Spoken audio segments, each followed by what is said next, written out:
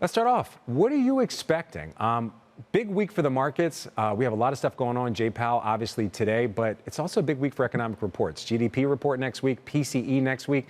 How much are you expecting J-Powell to at least give us guidance on what he's thinking about the September meeting? Yeah, so I think the big challenge for Jay Powell is that there is a very important jobs report coming on September 6th. And that is going to give them, the Fed officials, a real clear reading on whether the pop up in unemployment that we saw in July, which has them very worried, was a real thing or whether it was a one time, one off situation that isn't going to repeat itself. And so I think that that is just a critical piece of data. It's almost hard to exaggerate how big of a deal that is. And I think that means it's going to be very difficult for Powell to really commit very firmly to anything today. I think he's clearly going to, it's always a big speech. It's always sort of a big theme setting speech that he gives out here. But I think he's going to want to avoid saying, we're definitely going 25 or we're definitely going 50 in September. And I think that is probably where we are. It's going to be a good speech, but not a firmly committing one. It sounds like you're saying our expectations may be just a bit too high. So many people are waiting to hear what he says, looking for any clues. One thing we know for sure, the jobs market isn't quite as strong as many of us thought it was. We saw that downward revision of over 800,000 jobs lower. How does the Fed read that? It is backwards looking, but is that an important data point for them as they look to their future decisions? Yeah, I think it probably is relevant to them. And I think it's relevant to them in the context of some of the other data that we've gotten recently. I think we now know that the jobs market wasn't sort of kicking as strongly as we thought it was earlier this year.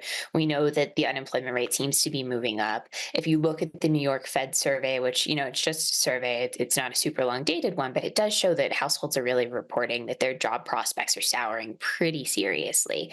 And so I think you take all of that together, and it definitely looks like a moment where you need to be cautious about the outlook for the job market. And that matters a lot because I think it's often, sort of forgotten or overlooked that when we hit these turning points in the economy, the labor market is often the first thing to go. Like, it is consistently the case that you have unemployment move up and the job market slow down before you see retail sales slow, before you see these GDP and other sort of consumption-based metrics really start to take a crack.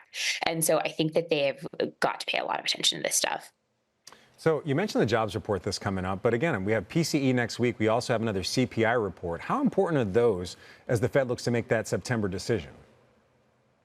I think they're probably important as confirming evidence, but I think that the reality is that at this point, the Fed is seeing basically what it wants to see when it comes to inflation. I don't think the bar is super high here. I think they just need to see a continuation of what they have already been seeing. They need things to not sort of go crazy or break out of the pattern that it's been in normal recently. But in general, like what the picture that they are looking at is one of inflation that is pretty steadily coming down, of the things that are still holding inflation up being pretty quirky things, the housing indicators that we love to talk about, which are very lagging. And so I think that at this point, they're feeling pretty good about inflation. So it's just really a matter of clearing that hurdle of continuing to be the kind of progress that we've been seeing. In previous weeks, we've seen the markets kind of move when different Fed officials come out and speak. So again, today we're going to hear from Jay Powell himself. We're going to hear what he has to say. But then later in the day, we're going to hear from Austin Goolsbee on halftime. Steve Leisman's bringing him to our halftime show at noon Eastern. Next week, we're going to hear from Raphael Bostic. How much weight should we put on these points of view from each of these Fed officials as we continue to go towards that September meeting? I think that Chair Powell is clearly the most important person in that room. And so his speech will definitely sort of set the agenda and dominate.